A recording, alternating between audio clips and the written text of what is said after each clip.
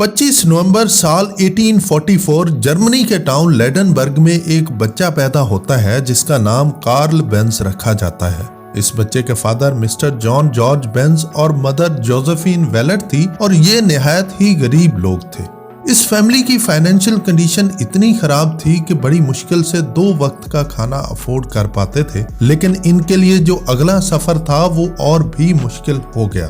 दोस्तों, हुआ कुछ यूं कि अभी कार्ल बेंज सिर्फ 2 साल के ही थे कि मिस्टर जॉन जॉर्ज बेंज यानी कार्ल बेंज के फादर की डेथ हो गई और इस तरह ये फैमिली मजीद फाइनेंशियल मसाइल का शिकार हो गई।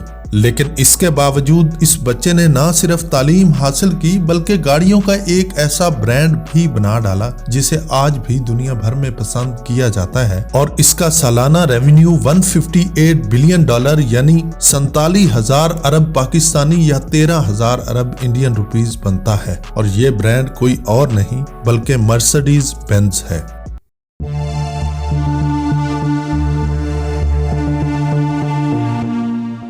तलाश कदीम की वीडियोस में खुशामदीद। वीडियो अच्छी लगे तो लाइक कीजिएगा, चैनल को सब्सक्राइब कीजिएगा ताकि नई वीडियोस आप तक पहुंच सकें। दोस्तों, जॉन बेंज की मौत के बाद कार्ल बेंज की मदर ने इसे बहुत ही मुश्किलात से पाला और इसे करीबी स्कूल में तालीम हासिल करने के लिए भेजने लगी। कार्ल बेंज की मदर ने फैक्ट्रियों में काम किया, घर में रात में देर तक जागती और मेहनत मजदूरी करती, लेकिन इसने कार्ल बेंज की तालीम पर कोई कॉम्प्रोमाइज नहीं किया। आखिरकार कार्ल बेंज ने हाई स्कूल से तालीम मुकम्मल की और फिर इसे यूनिवर्सिटी ऑफ कार्लसरोहे में मैकेनिकल इंजीनियरिंग की डिग्री हासिल करने के लिए भेज दिया गया। कार्ल बेंज इस वक्त सिर्फ 15 साल के थे और ये मैकेनिकल फील्ड इसने अपनी मर्जी से चुनी क्योंकि कार्ल बेंज के फादर भी मैकेनिकल के शोबे से वाबस्ता थे, तो कार्ल बेंज ने इसी में अपना लोहा मनवाने की ठान ली। कार्ल बेंज की लाइफ बदलने में इसके एक टीचर का भी बहुत अहम रोल था जिसका नाम फ्रेडरिक रेडेनबाकर था।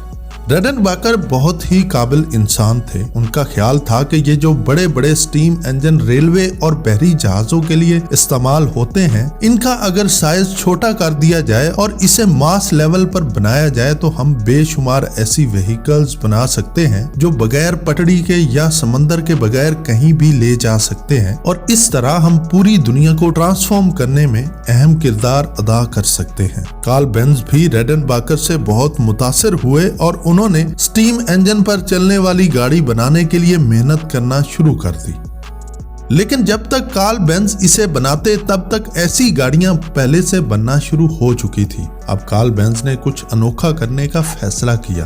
कार्ल बेंज ने यूनिवर्सिटी से ग्रेजुएट होने के बाद एक कंस्ट्रक्शन इंजीनियरिंग कंपनी में जॉब करना शुरू कर दी और साथ साथ वो अपने इस ख्वाब को पूरा करने के लिए बिजनेस पार्टनर ढूंढने लगा जो इसके साथ इन्वेस्ट करे और वो एक नई जदीद गाड़ी बनाए। फिर एक दिन एक शख्स कार्ल बेंज को मिला जिसने इसके इस प्लान को अप्रिशिएट किया और इसके साथ इन्वेस्टमेंट करने की रजामंदी भी जाहिर की।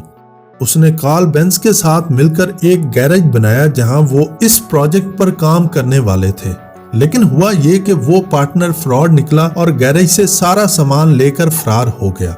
कार्ल बेंज उसके बाद काफी मायूस हो गया। कुछ टाइम तो उसको समझ ही नहीं आई कि आखिर वो अब करे तो करे क्या। लेकिन चंद माह बाद इसकी मुलाकात एक लड़की से हुई जो एक अमीर खानदान से ताल्लुक रखती थी। इसका नाम था बेर्था रिंगर। कार्ल बेंज और बेर्था रिंगर में काफी अच्छी अंडरस्टैंडिंग हो गई। बेर्था ने कार्ल बेंज के साथ मिलकर कंपनी बनाने का फैसला किया और इसने कार्ल बेंज के लिए नए टूल और जरूरी सामान खरीदा, साथ साथ कंपनी को फाइनेंशियली सपोर्ट भी किया। अब कार्ल बेंज दिन रात मेहनत करके अपने प्रोजेक्ट पर काम करता था और बेर्था रिंगर इसे फाइनेंशियली भी सपोर्ट करती और साथ साथ इसकी हौसला अफजाई भी करती। आखिरकार 10 साल की मेहनत के बाद 31 दिसंबर साल 1979 वो दिन था कि कार्ल बेंज ने गैसोलीन से चलने वाला 2 स्ट्रोक इंजन बना लिया। इससे पहले इन 10 सालों में कार्ल बेंज और भी बहुत सारे इन्वेंशन करके जर्मन मार्केट में अपना अच्छा नाम बना चुके थे। 200 साल 1972 में बेर्था रिंगर ने कार्ल बेंज से शादी कर ली थी। अब वो बिजनेस पार्टनर होने के साथ साथ लाइफ पार्टनर भी बन चुकी थी। अब कार्ल बेंज की कंपनी दिन रात तरक्की कर रही थी। वो कार्बोरेटर, स्पार्क प्लग, इंजन और बहुत सारे पार्ट्स बनाने लगे थे। कार्ल बेंज के बनाए गए प्रोडक्ट तो बहुत ज्यादा सेल हो रहे थे, लेकिन फिर जर्मन मार्केट में कंपटीशन शुरू हो गया, जिस पर कार्ल बेंज ने अपनी प्रोडक्ट्स की कीमतें कम कर दी। अब बेंज कंपनी घाटे में जाने लगी तो कार्ल बेंज ने ये कंपनी सेल कर दी। इस कंपनी को सेल करने के बाद कार्ल बेंज ने अपने एक दोस्त के साथ मिलकर फिर काम शुरू कर दिया। अब उन्होंने फैसला किया कि वो अपने इस ख्वाब को पूरा करेगा और एक ऐसी गाड़ी बनाएगा जो इससे पहले किसी ने ना बनाई हो। 203 साल की मेहनत के बाद साल 1885 में कार्ल बेंज ने पहली बार 4 स्ट्रोक इंजन के साथ फुली ऑटोमेटिक गाड़ी बना ली और इसका नाम the Benz patent motor wagon रखा गया, जिसे पेटेंट मोटर कार भी बुलाया जाता था। 4 स्ट्रोक इंजन के साथ 3 टायर वाली ये गाड़ी 1 घंटे में 15 किलोमीटर सफर तय करती थी, जो कि ऑटोमोबाइल इंडस्ट्री के लिए किसी रेवोल्यूशन से कम नहीं थी। दोस्तों, अब इस गाड़ी को बनाने के बाद ये लोगों को पसंद तो आई, लेकिन लोग इसको लेने से डरते थे। इनका ख्याल था कि इस गाड़ी का इंजन कभी भी फट सकता है और ये एक्सीडेंट भी हो सकती है, जबकि घोड़ा गाड़ी ना तो इसका एक्सीडेंट होता है और ना ही इसमें कोई इंजन फट जाने का खतरा है। साल 1888 अब इस डर को भी खत्म किया कार्ल बेंज की वाइफ बेर्था रिंगर ने। एक दिन जब कार्ल बेंज सुबह सो रहे थे तो बेर्था ने इस गाड़ी को घर से निकाला, अपने 2 बेटों को साथ लिया और वो कई गांव और टाउन घूमे। जहां इसका फ्यूल खत्म होता तो वो करीबी फार्मेसी से इसका फ्यूल लेते और फिर से अपने सफर को कंटिन्यू करते। वो जहां से भी गुजरते, जहां भी जाते, लोग इनको हैरत से देखते, क्योंकि उन लोगों के लिए तो ये एक अजीब चीज थी जो 3 लोगों को अपने ऊपर बिठाकर चल रही थी।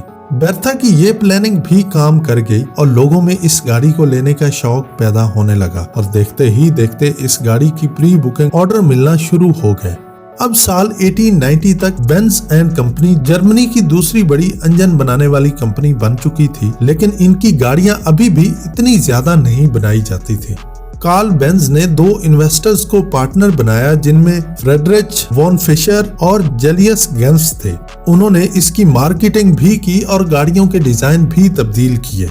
साल 1893 में बेंज विक्टोरिया के नाम से गाड़ी बनाई गई, जिसमें 2 लोग सवार हो सकते थे और 3 हॉर्स पावर के साथ ये गाड़ी 11 माइल फी घंटा की स्पीड से चल सकती थी। इसके बाद बेंज वेलो के नाम से नई गाड़ी बनाई गई और ये पहली कार थी जिसके 1200 यूनिट बनाए गए थे। ये दुनिया की पहली गाड़ी थी जिसके इतने ज्यादा यूनिट बनाए गए। इसके साथ ही 1890 से साल 1900 तक बेंज कंपनी दुनिया की सबसे बड़ी ऑटोमोबाइल कंपनी बन गई थी। लेकिन बेंज कंपनी के लिए टर्निंग पॉइंट तब आया जब 1901 में बेंज कंपनी ने एक 35 हॉर्स पावर की नए डिजाइन के साथ गाड़ी बनाई और इसका नाम मर्सिडीज बेंज रखा गया। इस गाड़ी का साइज भी बड़ा बनाया गया था और ये उस वक्त की गेम चेंजर कार साबित हुई। दरअसल इसको एक रेसिंग कार बनाया गया था और इसे एक बिजनेसमैन की रिक्वेस्ट पर बनाया गया, जिसका नाम इमेल जेलिनिंग था। इस गाड़ी के लिए सारी इन्वेस्टमेंट भी इस बिजनेसमैन ने की थी और इसकी एक बेटी जिसका नाम मर्सिडीज था, इस गाड़ी का नाम भी इसके नाम से रखा गया, मर्सिडीज बेंज। ये गाड़ी उस रेस में तो कामयाब हुई, साथ साथ लोगों ने इसे इतना पसंद किया कि इसे आम पब्लिक के लिए भी बनाया जाने लगा और दुनिया भर से इस गाड़ी के बायर इसे खरीदने लगे। इसके बाद बेंज मोटर ने इस कंपनी का नाम ही मर्सिडीज बेंज रख दिया और फिर सब गाड़ियां मर्सिडीज बेंज के नाम से आने लगी। दोस्तों, उम्मीद है आपको ये वीडियो पसंद आई होगी। दोस्तों के साथ शेयर कीजिएगा, चैनल को सब्सक्राइब कीजिएगा और कमेंट बॉक्स में अपनी राय का इजहार जरूर कीजिएगा। मिलते हैं अगली शानदार वीडियो में, तब तक के लिए अपना और गिरदो नवा के लोगों का ख्याल रखिएगा। अल्लाह हाफिज।